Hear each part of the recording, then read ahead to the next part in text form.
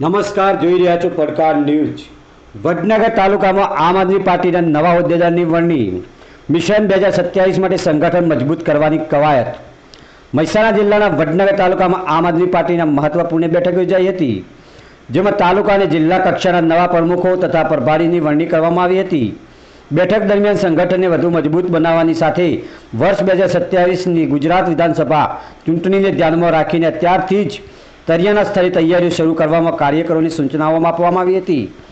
પાર્ટીના આગેવાનોએ જણાવ્યું હતું કે આગામી વિધાનસભા ચૂંટણીમાં વધુ અસરકારક કામગીરી માટે બુથ સ્તરે સંગઠન વિતરણ, નવા સભ્યોની નોંધણી અને જનસંપર્ક અભિયાન પર ખાસ ભાર મૂકવામાં આવ્યો હતો। નવા હોદ્દેદારોને પક્ષની વિચારધારા લોકો સુધી પહોંચાડવા અને સ્થાનિક પ્રશ્નોને લઈને સક્રિય ભૂમિકા ભજવવા અપીલ કરવામાં આવી હતી। બેઠકમાં હાજર કાર્યકરોએ અને આગેવાનોએ મિશન 2027ને સફળ બનાવવા સંકલ્પ વ્યક્ત કર્યો હતો।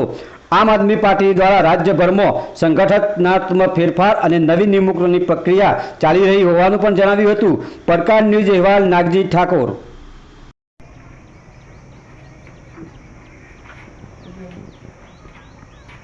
धन्यवाद, खूब खूब आभार।